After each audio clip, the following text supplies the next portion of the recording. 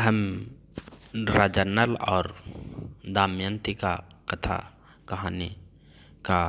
कहानी के बारे में बात कर रहे हैं। इसका पहला भाग हमने बनाया था, जिसमें दमयंती और राजा नल का स्वयंवर की कथा थी। उसके बाद हम इसके दूसरे भाग में हम कलयुग का दुर्भाव और जुए में नल को हारना और नगर से निर्वासन की कथा हम सुनाते हैं। ये कथा उस समय की है जो हम पिछले भाग में हम जिसका वर्णन किए थे। ये उस समय की है जब महाभारत, ये कथा महाभारत से लिया गया है, जब युधिष्ठिर को वनवास हो जाता है और अर्जुन है जो स्वर्ग लोक में अपने शिक्षा के लिए जाता है। तो उसी समय उनके घर में उनके घर पे बृहदस्वा मुनि आते हैं और युधिष्ठिर से वार्तालाप करते हैं। तो युधिष्ठिर कहते हैं कि महर्षि, क्या हमसे कोई दीन राजा आपने देखा होगा? देखिए मेरे साथ किस तरह कपट दूत में हराकर हमें बाहर कर दिया गया।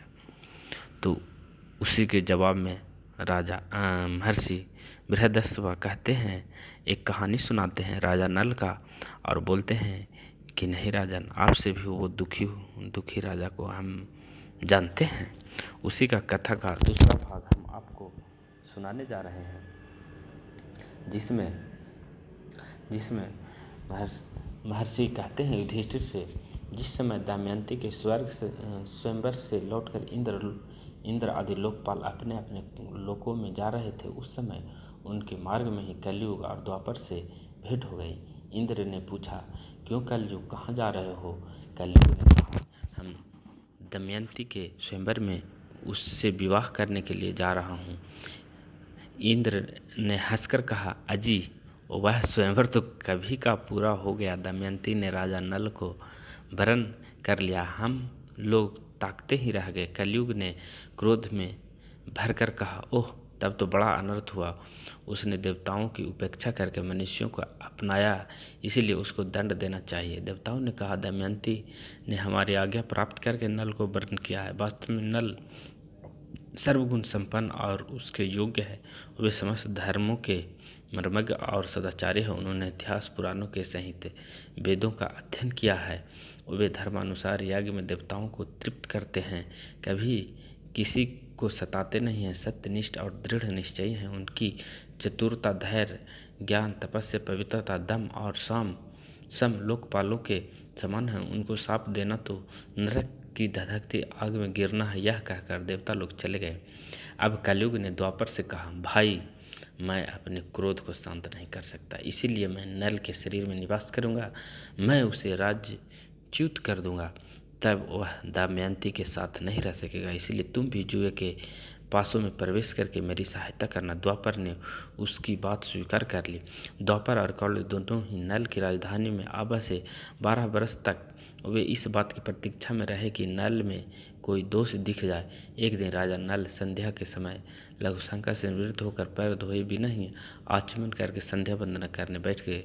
यह अपवित्र अवस्था देखकर कलयुग उनके शरीर में प्रवेश कर गया। साथ ही दूसरा रूप धारण करके वह पुष्कर के पास गया और बोला, तुम नल के साथ जुआ खेलो। पुष्कर उसका भाई था, नल का भाई था, जो बगल के राज्य का राजा था। उसी के पास कलयुग गया और बोला, तुम नल के साथ जुआ खेलो और मेरी सहायता से जुए में राजा नल को जीतकर निषेधर देश का राज्य प्राप्त कर लो। पुष्कर उसकी बात स्वीकार करके नल के पास गया। द्वापर भी पासों का रूप धारण करके उनके साथ हो लिया। जब पुष्कर ने राजा नल से बार बार जुआ खेलने का आग्रह किया, तब राजा नल दमयंती के सामने अपने भाई की बार बार ललकार सह न सके। उन्होंने उसी समय पासा खेलने का निश्चय कर लिया। उस समय नल के शरीर में कलयुग घुसा हुआ था, इसीलिए राजा नल दावे में सोना, चांदी, रथ, वाहन आदि जो कुछ लगाते वह हार जाते। प्रजा और मंत्रियों ने बड़ी व्याकुलता के साथ राजा नल से मिलकर जुए को रोकना चाहा और आकर फाटक के सामने खड़े हो गए। उनका अभिप्राय जानकर द्वारपाल रानी दमयंती के पास गया और बोला कि आप महाराज से निवेदन कर दीजिए, आप धर्म और अर्थ के तत्वज्ञ हैं। आपकी सारी प्रजा आपका दुख सहन न होने के कारण कार्यवश दरवाजे पर आकर खड़ी है। दमयंती स्वयं दुख के मारे दुर्बल और अचेत हुई जा रही थी। उसने आंखों में आंसू भरकर गदगद कंठ से महाराज के सामने निवेदन किया, सभी नगर की राजभक्त प्रजा और मंत्रिमंडल के लोग आपसे मिलने आए हैं और ड्योढ़ी पर खड़े हैं, आप उनसे मिल लीजिए। परंतु नल कलयुग का आवेश होने के कारण कुछ भी नहीं बोले। मंत्रिमंडल और प्रजा के लोग शोभाग्रस्त होकर लौट गए। पुष्कर और नल में कई महीनों तक जुआ होता रहा तथा राजा नल बराबर हारते गए। राजा नल जुए में जो पासे फेंकते हुए बराबर ही उनके प्रतिकूल पड़ते। सारा धन हाथ से निकल गया। जब दमयंती को इस बात का पता चला तब उसने बृहत्सेना नाम की दाई के द्वारा राजा नल के सारथी बरसनिया को बुलाया और उससे कहा, सारथी, तुम राजा के प्रेम पात्र हो। अब यह बात तुमसे छिपी नहीं है कि महाराज बड़े संकट में पड़ गए हैं, इसलिए तुम घोड़ों को रथ में जोड़ लो और मेरे दोनों बच्चों को रथ में बैठाकर कुंडी नगर में ले जाओ। तुम रथ और घोड़े को भी वहीं छोड़ देना। तुम्हारी इच्छा हो तो वहीं रहना, नहीं तो कहीं दूसरी जगह चले जाना। सारथी ने दमयंती के कथा अनुसार मंत्री से सलाह करके बच्चों को कुंडीपुर में पहुंचा दिया और रथ और घोड़े भी वहीं छोड़ दिए। वहां से पैदल ही चलकर वह अयोध्या जा पहुंचा और वहीं ऋतु पर राजा के पास सारथी का काम करने लगा। सारथी के चले जाने के बाद पुष्कर ने पासों के खेल में राजा नल का राज और धन ले लिया। उसने नल को संबोधन करके हंसते हुए कहा, और जुआ खेलोगे? तुम्हारे पास दांव पर लगाने के लिए तो कुछ है ही नहीं। यदि तुम दमयंती को दांव पर लगाने योग्य समझो तो फिर खेल हो। नल का हृदय फटने लगा। वो भी पुष्कर से कुछ भी नहीं बोले। उन्होंने अपने शरीर से सब वस्त्र भूषण उतार दिया और केवल एक वस्त्र पहने नगर से बाहर निकले। दमयंती भी केवल एक साड़ी पहनकर अपने पति का अनुगमन किया। नल के मित्र और संबंधियों को बड़ा सुख हुआ। नल और दमयंती दोनों नगर के बाहर 3 रात तक रहे। पुष्कर ने नगर में ढिढोरा पिटवा दिया कि जो मनुष्य नल के प्रति सहानुभूति प्रकट करेगा उसको फांसी की सजा दी जाएगी। भय के मारे नगर के लोग अपने राजा नल का सत्कार न कर सके। राजा नल 3 दिन रात तक अपने नगर के पास केवल पानी पीकर रहे। चौथे दिन उन्हें बड़ी भूख लगी। फिर दोनों फल मूल खाकर वहां से आगे बढ़े। एक दिन राजा नल ने देखा कि बहुत से पक्षी उनके पास ही बैठा है और उनके पंख सोने के समान दमक रहे हैं। नल ने सोचा कि उनकी पंखों से कुछ धन मिल जाएगा। ऐसा सोचकर उन्हें पकड़ने के लिए नल ने उन पर अपना पहनने का वस्त्र डाल दिया। पक्षी उनका वस्त्र लेकर उड़ गए। अब नल नंगे होकर बड़ी दीनता के साथ मुंह नीचे किए खड़े हो गए। पक्षी ने कहा, दुर्बुद्धे, तू नगर से एक वस्त्र पहनकर निकला था, उसे देखकर हमें बड़ा दुख हुआ था। ले अब हम तेरा शरीर पर का वस्त्र लिए जा रहे हैं। हम पक्षी नहीं, जुए के पासे हैं। नल ने दमयंती से पासों की बात कह दी।